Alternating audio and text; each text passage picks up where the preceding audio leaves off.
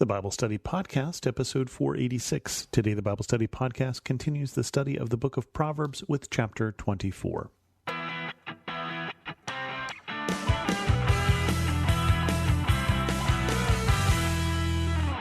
Welcome to the Bible Study Podcast. I'm your host, Chris Christensen. First of all, for those of you who are listening to this in real time, Happy New Year, as I'm recording this on New Year's Eve, 2016. We're going to continue on with Proverbs, and we're going to first finish off the 30 sayings of the wise with sayings 20 through 30, and then we're going to get into some further sayings of the wise. Proverbs chapter 24 goes like this. Saying 20, "Do not envy the wicked, do not desire their company, for their hearts plot violence, and their lips talk about making trouble." It's easy sometimes to be envious of what people have without thinking about the cost incurred in getting it and just how they went about doing that. And that sometimes we should think carefully about whether that's really the kind of person we want to be. Saying 21, "By wisdom a house is built, and through understanding it is established. Through knowledge its rooms are filled with rare and beautiful treasures." This is one of those many sayings in a series that talk about the benefits of wisdom. And it's talking about benefits of wisdom here being that wisdom builds value. Wisdom builds a life of value, and in this case, builds actually a life of monetary value. That if we approach life wisely, it can be easier to get by. It can be easier to make a living. It can be easier to accumulate good things. Now, there are other places in Proverbs that talk about the accumulation of stuff, but let's leave that one there. Saying 22, "The wise prevail through great power, and those who have knowledge muster their strength. Surely you need guidance to wage war, and victory is won through many advisors." Again, the benefits of wisdom, this time talking about the strength of wisdom itself. There may be brute force, but there's also strength in wisdom. And that wisdom can help you prevail in difficult situations, including, in this case, war. Saying 23, "Wisdom is too high for fools. In the assembly at the gate they must not open their mouths." I think of the saying that says, "Better to keep your mouth closed and be thought a fool than to open it and confirm all doubts." We will often indicate how wise or how foolish we are with what we say. Saying 24, "Whoever plots evil will be known as a schemer. The schemes of folly are sin, and people detest a mocker." The writer of Proverbs certainly has something against mockers, people who don't build stuff, they just like to make fun of what other people build. And also against a schemer. Now, it's interesting, what's the difference between a planner, which Proverbs is all about, and a schemer?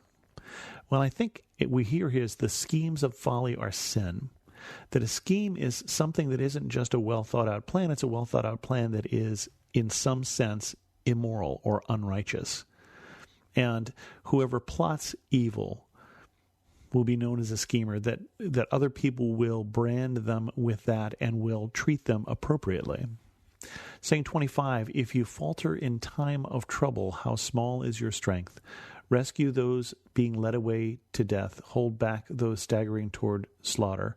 If you say, 'But we know nothing about this,' does not he who weighs the heart perceive it?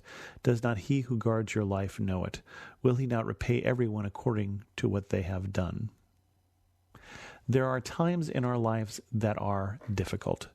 And it's saying here that we shouldn't falter in those times, that we build up our strength, we build up our knowledge in the good days, in the days when things are not a struggle and when people are not being led away to death.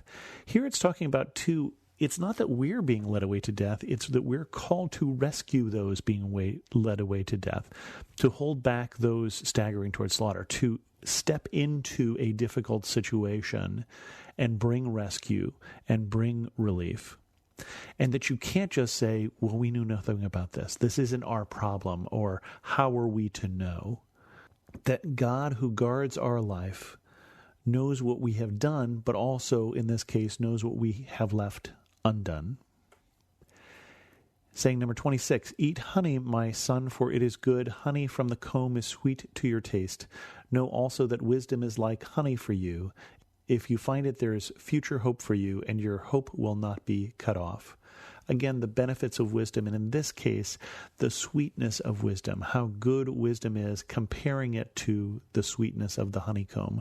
Remember, this is a time without refined sugar, when they just can't go to the store and pick up a 5-pound pack of sugar. And so honey is one of those rare and amazing tastes that is very different because of its sweetness, and saying that that is like the benefits of wisdom. Saying 27, do not lurk like a thief near the house of the righteous. Do not plunder their dwelling place. For though the righteous fall 7 times, they rise again, but the wicked stumble when calamity strikes. What's implied here but not said is that God is keeping an eye out for the righteous and will help them rise up again, right? Even though they fall 7 times, they rise again. And so that's why we shouldn't lurk like a thief near the house of the righteous. This place is protected. It's like having one of those security signs in front. This house is protected by ADT security, except in this case, he's saying this house is protected by the mighty hand of God. Saying 28, do not gloat when your enemy falls. When they stumble, do not let your heart rejoice, or the Lord will see and disapprove and turn his wrath away from them. Schadenfreude, the joy in the suffering of others, is not something really recommended here. It's not something that we should be doing, taking joy in someone's fall. In the same way that we should be stepping in to help rescue those in trouble, we should be in the business of building people up and not tearing them down, or even taking joy in them being torn down.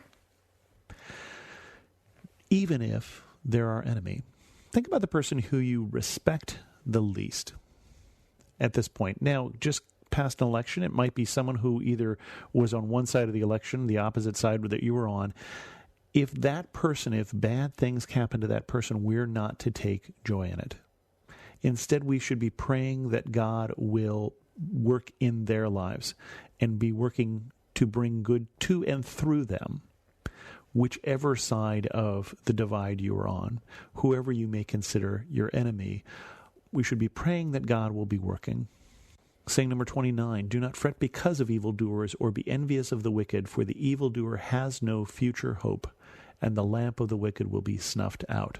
Again, easy to envy the wicked, easy to envy the evildoer, easy to envy the person who gets away with it.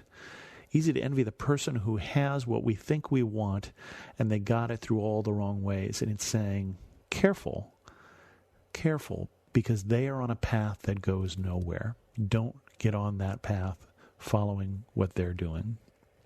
Saying 30, fear the Lord and the King, my son, and do not join with rebellious officials, for those two will send sudden destruction on them, and who knows what calamities they can bring. Of course, Proverbs is generally considered the sayings of Solomon, except those places where it is not, where it's specifically specified as not being that. So it's easy for Solomon to say, fear the king, because Solomon was the king. But there is a theme of that through the Bible, that we should be praying for those in authority. Paul says it in the book of Romans, even though Paul is talking about the Emperor Nero, probably, the one who will eventually have him executed, the one who is no friend of Christians. But if Paul can pray for him, we too can pray for the king or the president or the prime minister or the parliament or the government or the judges or the Congress, and not join in rebellious officials. So what do you do? And this is something that Christians have wrestled with over time. This is something that the writer Dietrich Bonhoeffer dealt with when he was living in Hitler's Germany. When do you oppose an unrighteous ruler? And he had to make a decision. When do you even support people who are trying to kill him? A very difficult thing for Christians, because places like this in the Bible talk about the king being set up by God and that we should support them. And yet, obviously, we are also called, as it said before, to speak out and to act in the name of justice. And so both of those things are tensions that we should be aware of. Continuing on, we have further sayings of the wise. I don't know why these didn't get lumped into the 30, but here they are. And these are the sayings of the wise. To show partiality in judging is not good. Whoever says to the guilty, you are innocent, will be cursed by peoples and denounced by nations. But it will go well with those who convict the guilty, and rich blessings will come on them.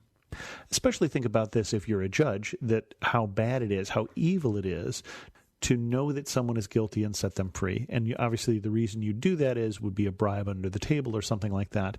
To show partiality, meaning to not act in the name of justice. And again, we are all called to act in the name of justice, but some have power because of what kind of office they have that gives them even more authority, but also then even more responsibility. An honest answer is like a kiss on the lips. I like that one. An honest answer is like a kiss on the lips. It is a gift. An honest answer is something that is a gift and should be treasured as such. They're a little more rare than we would like. Put your outdoor work in order and get your fields ready. After that, build your house. If you're in an agrarian society, then planting your fields is the one thing you can't put off. You can't say, well, I'll wait and I'll do that in the winter, right? You have to make sure that you're doing all the things that need to be done first. Not the things you want to do or the things that will make you comfortable. And I think really for us, this is just do the first things first. Do not testify against your neighbor without cause. Would you use your lips to mislead? Do not say, I'll do to them as they have done to me. I'll pay them back for what they did. And of course, this is a twisted version of the golden rule which we're given by Jesus, which is do unto others as you wish they would do unto you, instead of as they have done unto you. So called to be honest, because remember, an honest answer is like a kiss on the lips. And then the last section here, I went past the field of a sluggard, past the vineyard of someone who has no sense. Thorns had come up everywhere, the ground was covered with weeds, and the stone wall was in ruins. I applied my heart to what I observed. I learned a lesson from what I saw. A little sleep, a little slumber, a little folding of the hands to rest, and poverty will come on you like a thief, and scarcity like an armed man. You got to do the work. You got to do the work that needs to get done, and you got to do the important things first. The book of Proverbs being one of the first productivity books out there. With that, we're going to end this episode of the Bible Study Podcast. If you have any questions, send an email to host@thebiblestudypodcast.com, or better yet, leave a comment on this episode at thebiblestudypodcast.com. You can follow me on Twitter, Pinterest, or Instagram as Chris2X. And as always, thanks so much for listening.